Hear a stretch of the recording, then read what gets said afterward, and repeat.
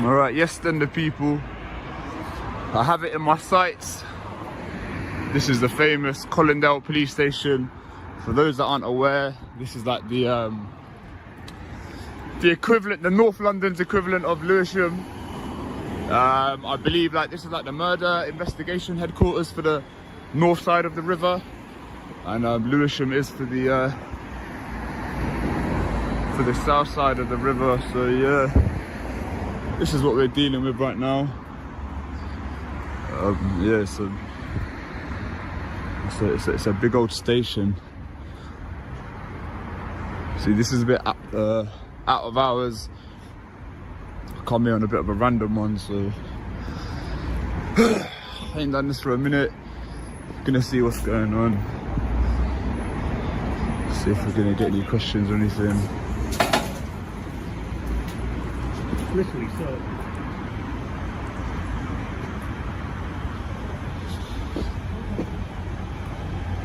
We open at Colindale Police Station in North London, a site the Auditor describes as the equivalent of Lewisham's major crime hub. Straight away, he frames this as serious territory. Under UK law, filming in public is generally lawful, even near police stations. The real test here is how officers react, and within minutes, things move from curiosity to confrontation. Let's see how quickly tension builds. Hello mate, what are you doing? Yeah, just filming, mate. Just filming? Yeah. Filming what? Just anything I can see. What for? Why not? Can you stand back, mate? Thank you. Why are you Can filming? you stand back, mate? Why are you filming? Can you stand back, mate? Why are you filming? Can you stand back? Why are you filming? If you stand back, I'll answer you. Why are you filming?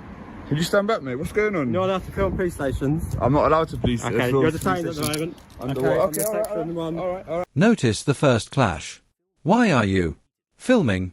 Asked repeatedly while the auditor calmly asks for space. The rule here is simple. Public filming in public space is legal. Officers pressing for a reason so aggressively risks appearing inconsistent with that standard. The scene escalates faster than it should. But watch how it unfolds next. Cuff me, am I hostile? We're going down. That's what we're checking, mate. You don't have to touch that button. Okay, so just for a bit of context, this officer right here has just cuffed me. I don't know if you'll see that footage. This kind officer's just taken me out of cuffs. This is a lady, what's your name, sorry? PC Emily Gilroy. Emily Gilroy. Where are you from, Miss Gilroy? Counter-terrorism. Counter-terrorism unit. So we've had a bit of compromise. She's agreed to speak to me. Well, I've agreed to speak to her as long as the cuffs were taken off. So now we're having this conversation. Here we see the aftermath of cuffs. Already applied and removed. Under pace. Handcuffing requires necessity and proportion. Applying cuffs before questions are even asked appears inconsistent with that principle. The auditor challenges this calmly, highlighting the imbalance. But soon the real flashpoint comes: counter-terrorism powers. Miss Gilroy, what do you want to know? Well, I want to know why you came in filming the back gates, which has led to you being in handcuffs when officers arrived because they didn't know what you were doing and you didn't want to provide your details. Because I'm documenting abuse of like terrorism legislation, stuff like that. Okay. You know, legally I don't have to actually give you a reason. I don't have to account, so I don't actually have to say anything. But okay, but it's going to make us suspicious, isn't it? okay, yeah, but but legally legally speaking, I don't have to account for myself in a public place. Is this a public place? Yes, of course it is. Okay, so technically, if I'm in a public place doing legal activity, I don't have to account for myself, right? So technically, I don't even have to say anything, right? That's fine, absolutely fine. I'm not disputing that. The officer cites suspicion linked to terrorism rule test. Section 43 of the Terrorism Act requires genuine specific suspicion. Simply filming at gates does not typically meet that threshold. The auditor points this out, making clear he need not account for lawful public conduct. But the officer pushes back. Watch how that exchange heats up. But you've got to appreciate these officers are just doing their job at the end of the day. I don't think they are doing their job though, no. Well, I'm not here to dispute that. What else do you want to ask me? I thought you were the one that was asking me. Well, obviously we want to know. I would like to, alright then, alright. Let me ask you a question. I've got a question for you. You ready? Can you answer me why you were filming the back gates first? I've literally just answered the question. I'm documenting abuse of legislation. by police officers. Well, what's the abuse of legislation? Where's it been abused? So I've just been cuffed and searched without reasonable grounds. But that was after you started filming. Yeah, of course. But I am allowed to film this. Look, guess what? I can stand here and film this as much as I like. Does it? Okay. I don't know if that's computer. All right, you have a listen. You have a right to speak to me, fine. Yeah. But you don't have a right to just put cuffs on me, and then start. Nah, you don't though. You don't, because I'm not hostile. I'm not getting anywhere with you because you're not prepared to listen. The back and forth sharpens. The auditor insists filming is legal. The officer says it makes us suspicious. This highlights a key divide. Suspicion must be evidence-based, not preference-based. It's a textbook clash between rights and perception. The auditor's refusal to give a name raises the stakes, and now attention shifts to the exact search. Powers used. Okay, is there any other issues that I can help you with today? I would like you to explain the grounds for the search. Because he first said section 1 of PACE, then they changed it to section 47 of the Terrorism Act, which 43. as you know, no, they changed it to 47. Right. And as you know, it has to be authorised by an inspector. The inspector himself didn't know that, and he scurried off because he knew that I knew what I was talking about. And now you're saying it's section 43, so I'd really expect... Well, no, I'm asking, was it 43 or 47? No, what was it, mate? What was it? Section 1, and then it was section 47, and what is it now? I think there was So a why bit don't you write me a copy I of the will search do. slip, yeah? I will How do. about you do it right now? I'll go upstairs and do it. Okay, I'll give it back how to about you do yeah? how about you do I it haven't for me got one in my straight away? pocket, but I'll get it. Alright, so what is it then, No mate? worries. Was it section 1 or 47? I think it's 43, but Was it 43? I'll write it down and I'll confirm it for you, alright? You do that, yeah? I will. Good lad. Here's a major wow moment. Officers first cite PACE, then switch to Terrorism Act Section 47, then later Section 43. Rule test. Consistency matters. A lawful search requires clear, stated grounds. Switching sections mid-con conversation undermines confidence in procedure. The auditor spots it instantly and notice the inspector quietly withdraws from the scene. Have that slip for me, mate, yeah?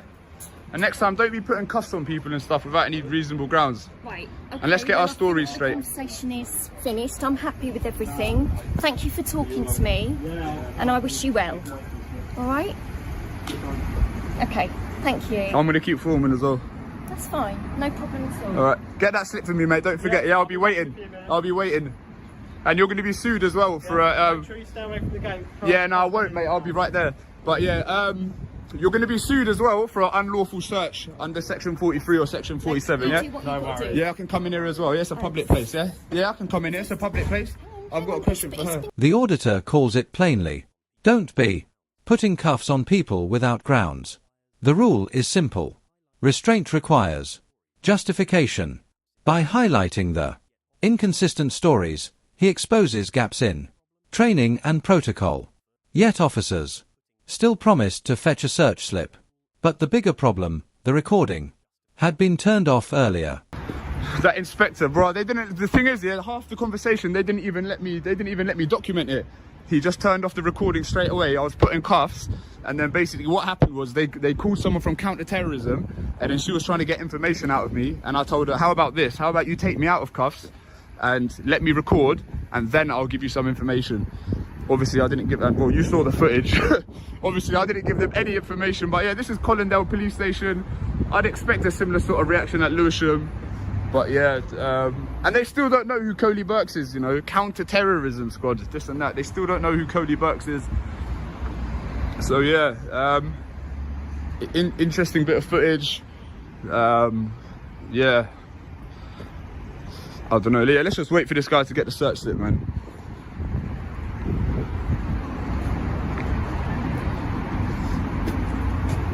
Fucking piss takers. We saying got the J's on today though. Got the J's on today. But yeah, guess what? I'm gonna keep filming here now. This is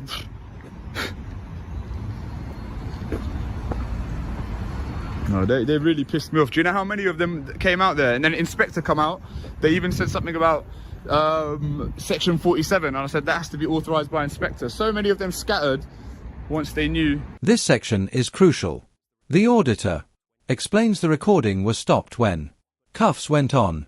Policy may not be law, but Transparency requires officers to announce and document. Shutting off evidence at the height of tension appears to fall short of public trust.